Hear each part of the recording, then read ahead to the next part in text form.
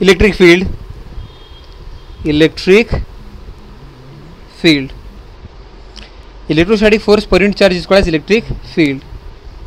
स्पेसमध्ये ठेवलेल्या क्यू एवढा चार्जवर एफ एवढा इलेक्ट्रिक फोर्स लागत असेल तर, स्पेसमध्ये ठेवलेल्या क्यू एवढा चार्जवर एफ एवढा इलेक्ट्रिक फोर्स लागत असेल तर एका कुलोमवर किती इलेक्ट्रोस्टॅटिक फोर्स लागतो त्याला काय म्हणतात? Electric field. क्यू एवढा चार्जवर एफ एवढा इलेक्ट्रिक फोर्स लागत असेल तर युनिट चार्जवर म्हणजे एका कुलोमवर किती इलेक्ट्रिक फोर्स लागतो त्याला काय म्हणतात? Electric field. Okay, so electrostatic force per unit charge is called as electric field. Electrostatic force per unit charge, electrostatic force per unit charge is called as electric field. Electrostatic force per unit charge is called as electric field. किंवा Q एवढा चार्जवर F एवढा electric force लागत असेल तर +1 कुलोमवर किती electric force लागतो त्याला काय म्हणतात? Electric field. कन्सेप्ट अशी आहे की एका कुलोमवर ई एवढा फोर्स लागत असेल, स्पेसमध्ये कुठेही ठेवलेल्या एका कुलोमवर ई एवढा फोर्स लागत असेल, स्पेसमध्ये कुठेही ठेवलेल्या एका कुलोमवर ई एवढा फोर्स लागत असेल तर त्याच ठिकाणी ठेवलेल्या क्यू एवढा चार्जवर किती फोर्स लागतो? एका कुलोमवर ई एवढा फोर्स लागत असेल तर क्यू कुलोमवर क्यू ई एवढा इलेक्ट्रिक फोर्स लागतो. नेहमी लक्षात ठेवा, ज्या डायरेक्शनमध्ये पॉझिटिव्ह चार्जवर फोर्स लागतो, ज्या डायरेक्शनमध्ये पॉझिटिव्ह चार्जवर फोर्स लागतो त्याच डायरेक्शनमध्ये इलेक्ट्रिक फील्ड असते. किंवा ज्या डायरेक्शनमध्ये इलेक्ट्रिक फील्ड असते त्याच डायरेक्शनमध्ये पॉझिटिव्ह चार्जवर फोर्स लागतो. ओके, अगेन क्यू एवढा चार्जवर एफ एवढा इलेक्ट्रिक फोर्स लागत असेल तर युनिट चार्जवर किती इलेक्ट्रिक फोर्स लागतो त्याला इलेक्ट्रिक फील्ड इंटेन्सिटी म्हणतात. क्यू एवढा चार्जवर एफ एवढा इलेक्ट्रिक फोर्स लागत असेल तर एका कुलोमवर किती इलेक्ट्रिक फोर्स लागतो त्याला काय म्हणतात? Electric field intensity. आता आपण बघूया पॉईंट चार्जची electric field intensity. Electric field intensity due to point charge. काय? Electric field intensity due to point charge. Electric field intensity due to point charge. बघा, कॅपिटल क्यू एवढ्या चार्जपासून, कॅपिटल क्यू एवढ्या हा पॉझिटिव्ह चार्ज असू शकतो किंवा निगेटिव्ह चार्ज असू शकतो. कॅपिटल क्यू एवढ्या चार्जपासून आर एवढ्या डिस्टन्सवर, कॅपिटल क्यू एवढ्या चार्जपासून आर एवढ्या डिस्टन्सवर, कॅपिटल क्यू एवढ्या चार्जपासून आर एवढ्या डिस्टन्सवर जर आपण +1 कुलम ठेवला तर त्याच्यावर किती इलेक्ट्रिक फोर्स लागतो? जर आपण कॅपिटल क्यू एवढ्या चार्जपासून आर एवढ्या डिस्टन्सवर +1 कुलम ठेवला तर त्याच्यावर किती इलेक्ट्रिक फोर्स लागतो त्याला एफ म्हणायचं नाही, त्याला म्हणायचं ई. काय म्हणायचं? ई. आणि फॉर्म्युला कोणता लावायचा? एफचाच. E is equal to K capital Q into 1/r². याला म्हणतात पॉईंट चार्जची इलेक्ट्रिक फील्ड. पॉईंट चार्जची इलेक्ट्रिक फील्ड वेक्टर फॉर्ममध्ये लिहायचंच असेल तर vector E is equal to K Q by r² into r². आता बघा, जर हा पॉझिटिव्ह चार्ज असेल तर इलेक्ट्रिक फील्ड आउटवर्ड असते. जर हा कॅपिटल क्यू पॉझिटिव्ह चार्ज असेल तर, कॅपिटल क्यू जर पॉझिटिव्ह चार्ज असेल तर इलेक्ट्रिक फील्ड आउटवर्ड असते. आणि हा कॅपिटल क्यू जर निगेटिव्ह चार्ज असेल तर इलेक्ट्रिक फील्ड इनवर्ड असते. कारण ज्या डायरेक्शनमध्ये पॉझिटिव्ह चार्जवर फोर्स लागतो त्या डायरेक्शनला इलेक्ट्रिक फील्डची डायरेक्शन असं म्हणतात. ओके, सो जर कॅपिटल क्यू पॉझिटिव्ह चार्ज असेल तर इलेक्ट्रिक फील्ड आरच्या डायरेक्शनमध्ये असते, आणि जर हा कॅपिटल क्यू निगेटिव्ह चार्ज असेल तर इलेक्ट्रिक फील्ड आरच्या अपोजिट डायरेक्शनमध्ये असते.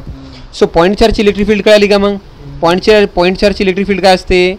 E is equal to K Q by r². Okay, एका पॉईंट चार्जची इलेक्ट्रिक फील्ड कळाली. आता बघूया multiple point charges. Electric field due to multiple point charges. Electric field due to multiple point charges. खूप साऱ्या पॉईंट चार्जेसची electric field due to multiple point charges. Okay, suppose आपल्याकडे 3 charges आहेत, +Q1 +Q2 आणि -Q3. 3 point charges आहेत. Suppose आपल्याकडे 3 point charges आहेत आणि या तिघांची या पॉईंटवर, ओके, तिन्ही पॉईंट चार्जेसची इथे इलेक्ट्रिक फील्ड काढायची आहे. तर कसं करायचं? अज्युम करायचं की तिथं +1 कुलम आहे आणि काय होते ते ऑब्झर्व करायचं. Q1 पासून R1 एवढ्या डिस्टन्सवर एक पॉझिटिव्ह चार्ज आहे, तर इलेक्ट्रिक फील्डची डायरेक्शन E1 इकडे. Q2 पासून R2 एवढ्या डिस्टन्सवर एक पॉझिटिव्ह चार्ज आहे, +1 कुलम आहे, त्याची इलेक्ट्रिक फील्ड इकडे E2. ओके. तर Q3 पासून R3 एवढ्या डिस्टन्सवर Q3 पासून R3 एवढ्या डिस्टन्सवर एक निगेटिव्ह चार्ज आहे -Q3, त्याची इलेक्ट्रिक फील्ड इकडे अशी E3. आणि जे रिझल्टंट इलेक्ट्रिक फील्ड आहे ती रिझल्टंट इलेक्ट्रिक फील्ड काय येईल, vector E is equal to vector addition, vector E1 plus vector E2 plus vector E3. याला म्हणतात resultant electric field of multiple point charges. हे झाल्यानंतर आपला पॉईंट आहे आता पुढचा electric dipole. Electric dipole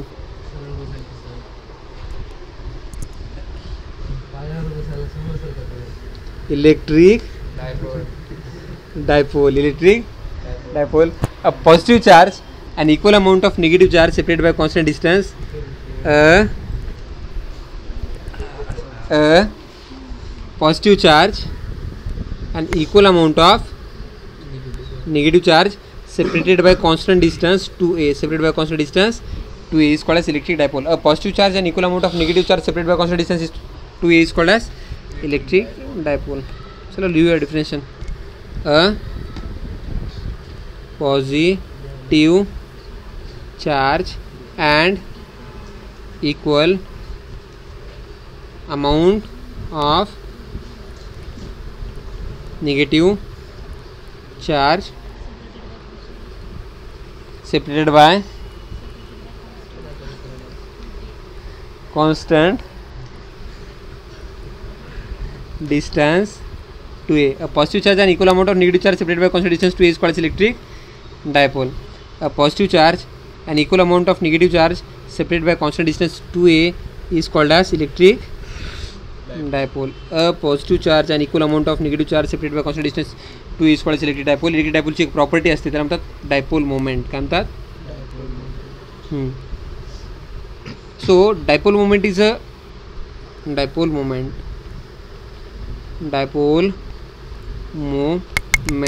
product of dipole length and charge. Product of dipole length and charge is called as product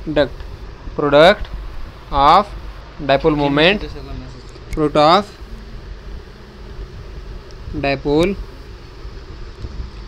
of dipole length, product of dipole length and charge. Product of dipole length and charge is called as electric dipole moment.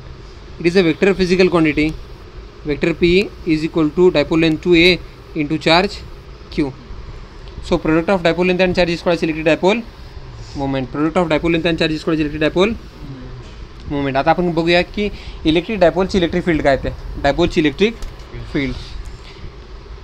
आता डायपोलची electric field काढायचं असेल तर पहिले dipole काढूया.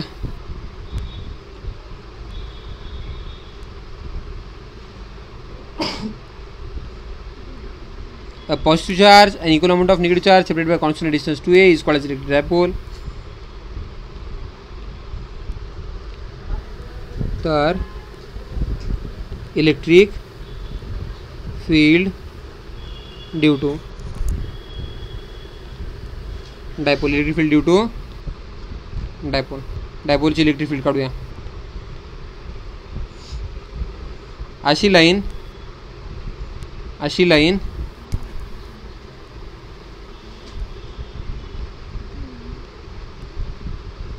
जी दोन्ही चार्जेसमधून जाते त्याला डायपोलचा axis म्हणतात. काय म्हणतात? डायपोलची ॲक्सिस. आणि डायपोलला जर आपण परपेंडिक्युलर बायसेक्टर जर काढलं तर त्याला काय म्हणतात? इक्वेटर. काय म्हणतात? तर आपल्याला इलेक्ट्रिक फील्ड काढायची आहे ॲक्सिसवर. डायपोलच्या ॲक्सिसवर आर एवढ्या डिस्टन्सवर इलेक्ट्रिक फील्ड काढायची आहे, तर ती इलेक्ट्रिक फील्ड असेल पॉझिटिव्ह चार्जची electric field E1 vector E1 आणि निगेटिव्ह चार्जची इलेक्ट्रिक फील्ड वेक्टर E2चा रिझल्टंट. पॉझिटिव्ह चार्जची इलेक्ट्रिक फील्ड E1 आणि निगेटिव्ह चार्जची इलेक्ट्रिक फील्ड E2चा resultant. Okay, so resultant electric field is vector E2 minus vector E1. E2चं काय लिहायचं, के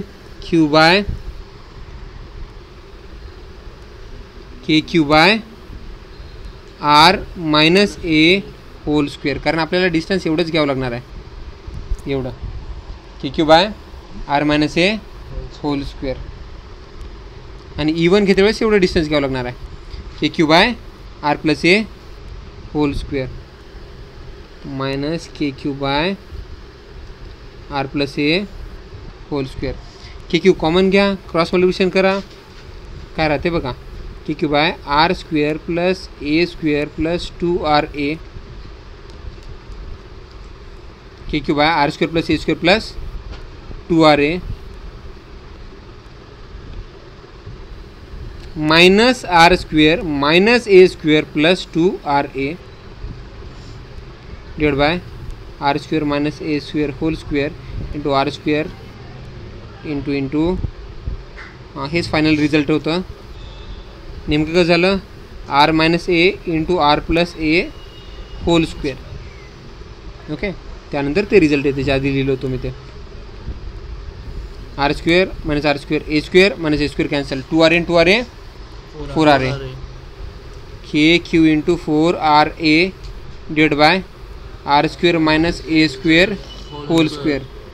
त्या 4 मधलं 2 घ्यायचं, मग ए घ्यायचं, मग क्यू घ्यायचं, मीन्स 2A इंटू क्यूच्या जागी पी लिहिता येते आपल्याला. 2 राहते 2KP R divide by R square minus A square whole square, 2KP R divide by R square minus A square whole square. This is electric field due to dipole along axis. इलेक्ट्रिक डायपोलच्या ॲक्सिसवरची electric field, इलेक्ट्रिक डायपोलच्या ॲक्सिसवरची electric field is equal to 2KP R by R square minus A square whole square. E axis equal to 2KP R by R square minus A square whole स्क्वेअरचं ते condition आहे, if R is much greater than A then we can neglect A from denominator. आणि आपण काय लिहू शकतो, 2KP R divide by R to the power 4. याचाच अर्थ yes, E axis is equal to 2KP by R to the power 3 किंवा R cube, 2KP by R cube. कळलं का, हे कधी येतं आहे, if R is greater than A. आपण ॲक्सिसवरची इलेक्ट्रिक फील्ड काढली, ॲक्सिसवर इलेक्ट्रिक फील्ड काय आली, डायपोलच्या ॲक्सिसवरची electric field E axis is equal to 2KP R divide by R square minus A square whole square, नाही तर E axis is equal to 2KP by R cube. आता आपल्याला इक्वेटरवर electric field काढायची आहे, इक्वेटरवर, डायपोलच्या इक्वेटरवर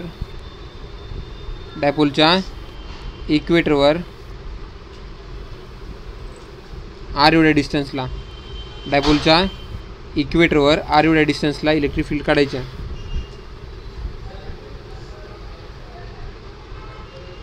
डायपोलच्या इक्वेटरवर आर एवढ्या डिस्टन्सवर इलेक्ट्रिक फील्ड काढायच्या.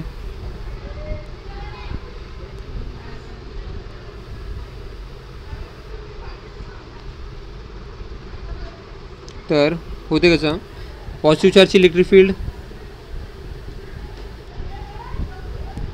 आणि negative चार्जची इलेक्ट्रिक फील्ड मॅग्नेट्यूडनं सेमच असते, मॅग्नेट्यूडने सेमच असते, फक्त डायरेक्शन्स अपोजिट असतात, वेगळे असतात, अपोजिट म्हणायच्याऐवजी वेगळे असतात. सपोज हा अँगल थीटा आहे, तर हा अँगल काय होऊन जातो 2 थीटा, काय तो 2 थीटा.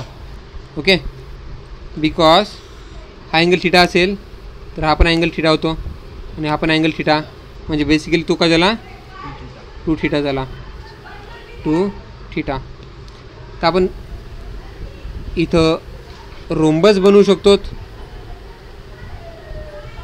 आणि आपल्याला रिझल्टंट इलेक्ट्रिक फील्ड येऊन जाते E is equal to rhombus लॉनुसार E is equal to 2E cos of 2 theta by 2 vector addition मधला rhombus law 2E cos 2 theta by 2 रोम्बसच्या दोन साईडच्या मधला अँगल जर आपल्याकडे 2 थीटा असेल तर त्या रोम्बसची डायगोनल येते 2 into side into cos 2 theta by 2 okay 2 cancel 2 ला 2 ई म्हणजे आता कोणत्याही एका चार्जची इलेक्ट्रिक फील्ड आपण याला एच समजूया के क्यू बाय एच स्क्वेअर नऊ कॉस थीटा या ट्रायंगलमधून कॉस थीटाची व्हॅल्यू काय ते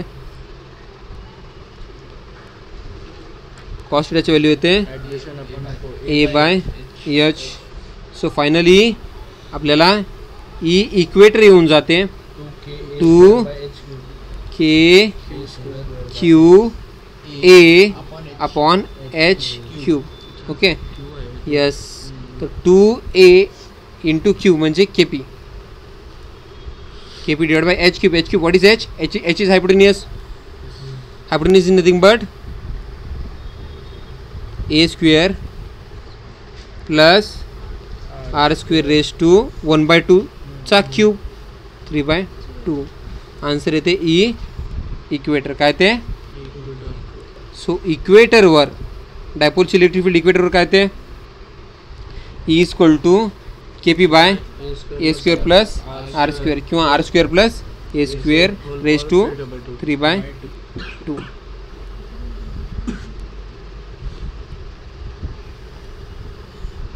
ओके आणि जर आपल्याला कोणी म्हटलं की इथं आर खूप मोठा आहे एपेक्षा तर एला निग्लेक्ट करून टाका a raise to 2 into 3/2 a cube राहते r cube yes E equator is equal to k p by R cube राहून जाते यस सो डायपोलच्या इक्वेटरवर ई इक्वेटर किती येते k p by R square plus A square raise to 3/2 हे electric field of dipole along equator आणि E equator is equal to k p by R cube हे कधी when r is greater than A okay आणि एक condition अशी सुद्धा येऊ शकते डायपोल सोबत थिटा एवढ्या अँगलवर डायपोल सोबत थिटा एवढ्या अँगलवर आणि आर एवढ्या डिस्टन्सवर डायपोल सोबत थिटा एवढ्या अँगलवर आणि आर एवढ्या डिस्टन्सवर इलेक्ट्रिक फील्ड काढा म्हणतात आपल्याला डायपोल सोबत थिटा एवढ्या अँगलवर आणि आर एवढ्या डिस्टन्सवर इलेक्ट्रिक फील्ड काढा म्हणतात तर ते इलेक्ट्रिक फील्ड लक्षात ठेवा किती येते ते E theta is equal to just k p by R cube into square root of 1+3 cos square theta 1+3 cos square theta कळालं का सो इम्पॉर्टंट फॉर्म्युले ॲक्सिसवरची electric field when r is greater than a इक्वेटरवरची electric field आणि थिटावरची electric field